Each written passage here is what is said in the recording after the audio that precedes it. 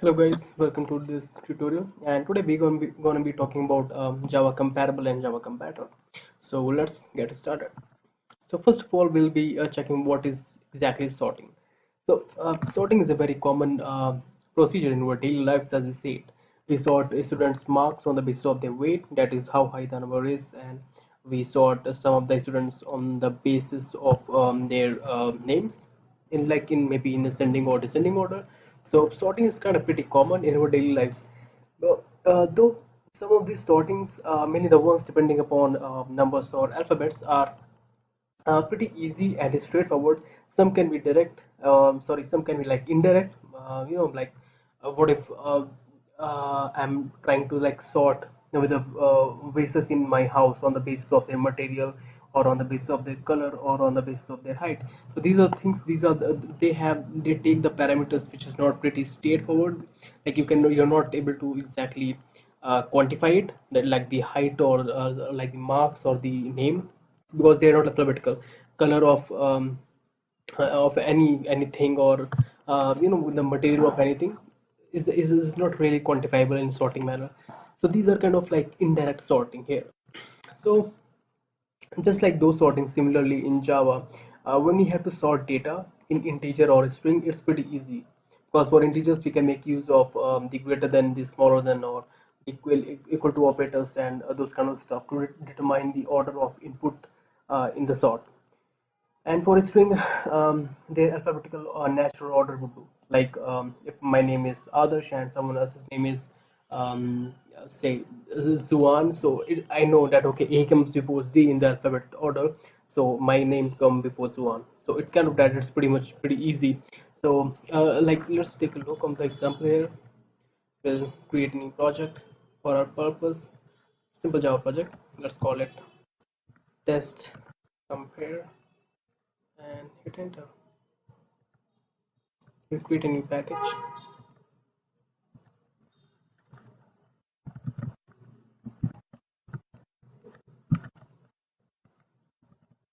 We call it main. There you go. Now let's create a class in here. We'll just call it main class. Nothing too fancy. Create a main method here, and that is it. So what we will be doing is that I'll have a string which has my name, and I'll have again a string which is someone else's name.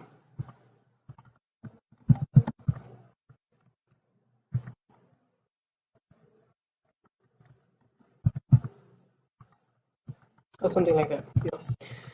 So well, for sorting in this case, what I'll do is like use a method here which says my name dot compare to, and I'll use someone else's name. In fact, I'll just print it out. We'll see what the result is here. So okay, so just run it. As you can see, the result is in negative. So we are not going to be looking upon the this quantified value here. We just see okay, the result is either negative, either positive, or zero. So negative in this case is saying that okay, this name comes before this name. So that is how it is. Although if I remove this capital here and make it small a, and then run it, the result is positive in this case. The reason being, in Java terminology, the capital letters or the uppercase characters come before the lowercase one. So it doesn't matter if the X comes after A. If X is like in caps lock, then it will come before A anyhow. So that is what it says. So, but how is Java actually doing it? How is Java understanding? Okay, this letter comes before X. So this this whole algorithm, or this whole logic is actually implemented in the string class itself. So I don't have a string class in here. The source code is not there, but we can always check it out. Let's take a look here. Or if you want, you can just stay here. I think it's in the description. So this is a string class and it implements serializable, then comparable and character sequence. So what we are looking for, we are looking for this comparable. So this is what is our main agenda here. This string class is implementing an interface called comparable, and this comparable interface is responsible for implementing this method, this compare to method. And inside this compare to method, the user or the developer defines what kind of algorithm are we going to use to compare two objects of this type, of string type in this case. So that is kind of what this comparable does. So, so you see, it was pretty straightforward, but that how it was happening. It was happening because of that compare to method inside the comparable interface, which was implemented by the class which we are currently working on. Now, this was just the simple. Sorry. So this was just simple comparison here. What if I want to compare something bigger? Like I'm talking about a list here. So just remove all of this and create a list here. And let's take a list of string type for now. Continue list, and let's use the diamond operator. We don't need to give anything here. Let's mark new. Sorry about that. Okay, so this is a list. Let's input some values here.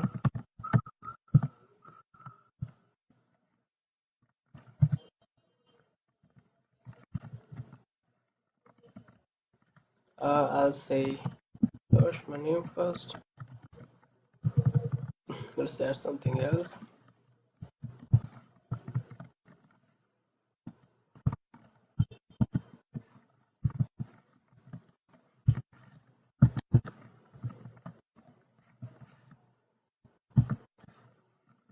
Just some random or something special. Let's make it small caps.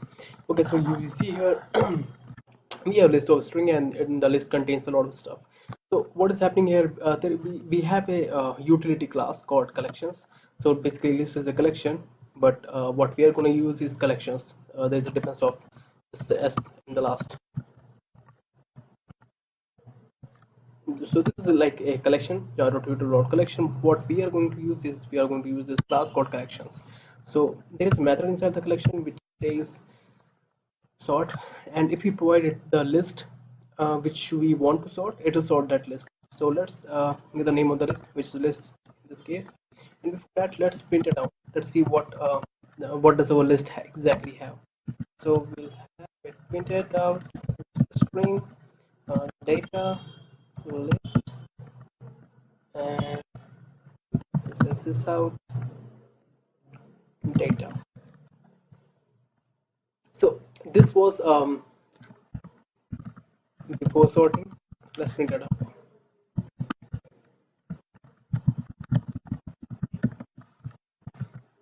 And now this is what we'll do is we'll print the same thing, sorry, but after sorting.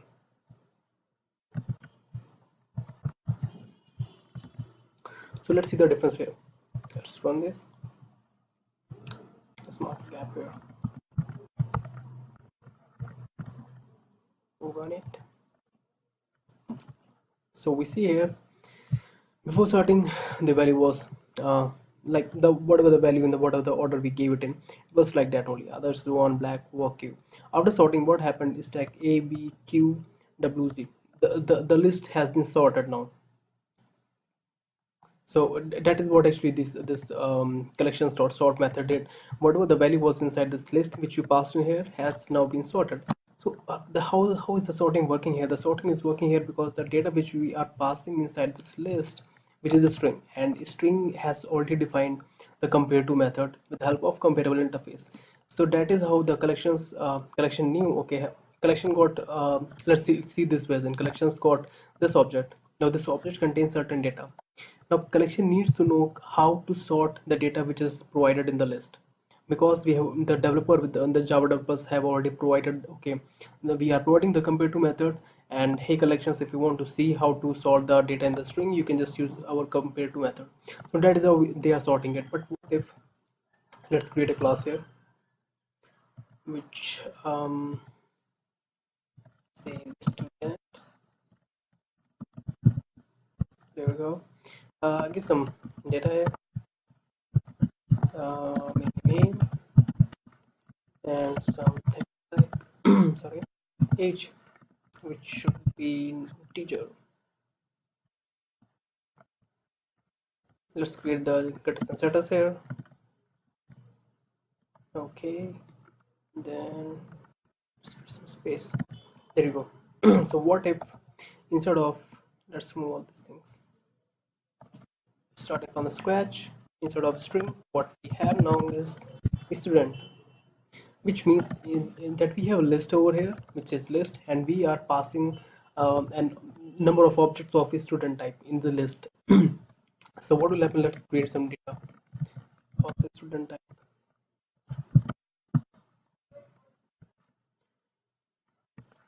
There we go. Mm,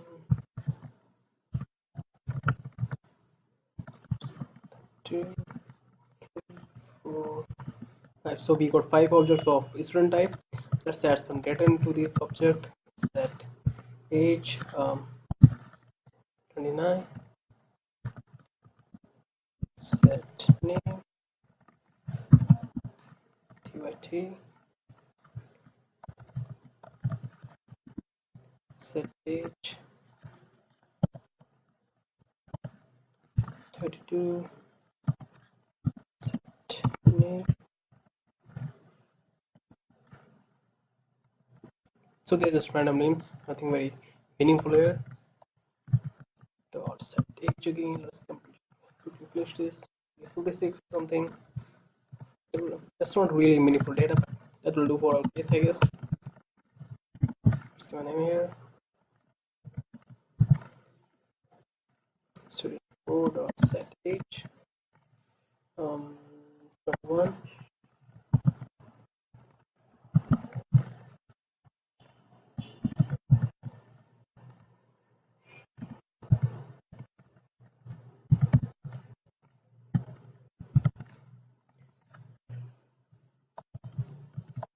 Wow, it's taking time.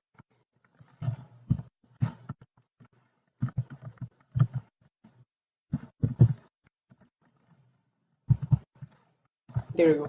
So we have now 5 objects who carry some certain data. So let's, what we have to do now, we have to add these data to the list. Let's do that. List dot add.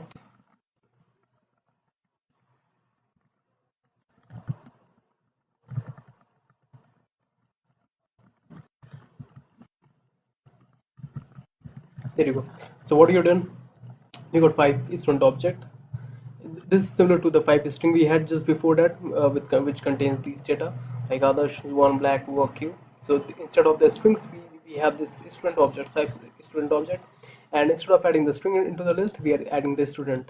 So now what is happening here? If you want Java to sort our list, the list contains some random values right now, but we want the Java to sort this list. But with the previously, what was happening when the list was containing the string object or the string values, Java actually knows how to sort the string. But in this case, what we are doing, we are having a student object or a student class here, which we created, and Java has no idea whatsoever how, what is this class about, how to sort it, what data do I need to choose to in order to sort the object, and all those things. So something like what we did before, if we did collections.sort and pass in this list, we will get an compilation error saying this method sort in the type collections is not applicable for the argument list students.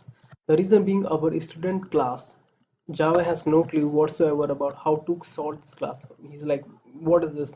It contains a name and an age, but I don't know how to sort this. On what basis, on what parameters I can sort this. So whenever we create our own class and we want to add it into a list, and in some time in the future we want it to sort, we should always implement something called comparator. And compare, as you can see, it's a generic interface. It is taking one parameter here. So this parameter is nothing but the object we want the student class to be tested against, or be the where you want to, like, compare it to against. So in this case, we want the student class to be compared against the student class itself. like in previous case we were comparing a string with a string, right? So in this case we want the student class to be compared again student class itself. Now it will ask us to implement some unimplemented methods, and this method is nothing but compared to itself, which means what is happening right now. Let me change this student. There you go. So now what will happen whenever the error is gone here, as you can see. Now what has happened, we have a list, we are passing the list to collections.sort. Now this method will check, okay, what kind of data does the list have. The list is having student data. It will go inside the student. Now it will check, does it implement the compare to method, and indeed it does. Now what it will do, in this collection.sort method, it will take the list. Inside the list, it will take one data. Now it will compare this data against all other data. So in per whole perspective we have two datas, right? The one which it is currently holding, the sort method is currently holding, and the other data which is which it is comparing against, right? So example, if I have student 1 in one hand, I'm trying to compare it with student 2. Okay, no, this student 1 is bigger, so I removed student 2, I compared it against student 3. I say, okay, no, student 3 is just smaller, student 1 is bigger, I threw away student 3. So in whole perspective we have two parameters all the time. So that is what is exactly is happening here. In this compare to, we have two parameters. One is the implicit one, this one. The one which is not actually here is the this complete object itself. So what exactly what here we will do is, if you look at the let me bring it up return, and if you look at the description in the API here, expand it. It says the value which your returns are either one of -1, 0, or positive. This is exactly what happens in the previous case. If the value is the current value is less than, for example, if this value, the object which you are currently holding, this one is less than less than the object this, then the value returned will be -1, or in negative instead. We cannot say -1 exactly. It can be any number in the negative part. If both the objects are equal, we'll say it's a 0. If the this parameterized object is greater than this, it will return a positive number. So let's do that. But the thing is that how to compare it here. The thing here is that whatever classes we make, to some level they will break down to the primitive data types itself. Either they'll contain some data in integer format is, or integer format, sorry, or string format, or maybe date format. So in the end, everything is probably a string or integer only. So that is how we actually store data. So even if it is a student class, it will contain data in form of string or integer. So now it is up to us to decide. When someone says, hey, I want this list to be sorted, it is up to them. It is up to me who created the class student. When someone asks me, I want the list of student to be sorted, on what parameter or on what basis do I need to sort the class? So in this case, I'm saying, say, hey, let's sort whenever they ask me to sort the student list, they will get a sorted list according to the name. So what I'll do is that this dot name dot compare to. Now in this case, I'm able to use compare to because this name here, right over here, is nothing but a string itself, right? So and a string already have a compare to method. So I'll say compare to, and then I'll use the student, which is right over here in the parameterized one dot name. And this is exactly what I'll return. So now what it is returning? It is returning the comparison with the help of name. So now whenever I'm saying, hey collections, can you please sort this list? So whenever I'm saying that, it is actually sorting a string which contains the name of the students. So let's run this now. So, okay, I'll before once. Uh, sorry.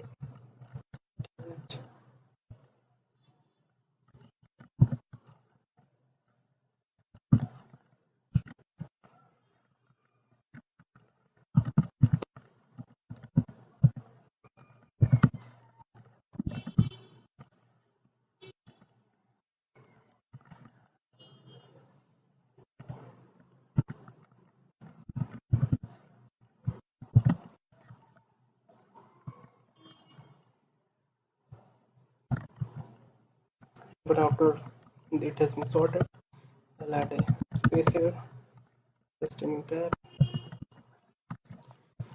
There you go. Let's run it. Okay, so what is happening in the first, let's see what was the input here. The first one was tyet, wre, ada something, then vario, and then pop. So the first order is nothing but the previous order, the in the one in which we actually put the data inside the list. Now after that, the list has been sorted, and how it is sorted, if you see here, it is sorted according to the name. A comes first, B come later, T come later, V come later, W come later. So it is according to the name now. So it is up to the developer of the object or the class which we have created, and how that if someone asks how to sort this particular list of this particular class, it is up to the developer to tell them. Now for example, if we change this to age itself, and instead of this we do age. So integer class, this is an integer class. It is also this also implements the comparable method. In case if I change this to int, it won't work because this is not an object, it's not in class. I small int is actually a primitive data type, it's not a class, so it won't work. So in this case, what will happen if I run this? You will see the data is sorted according to the age: 21, 29, 32, 43, 56. So that is how comparable works. This is important in places, and in whenever we want to Java to know that okay, this is my class and this is how I want it to be to get sorted whenever asked upon.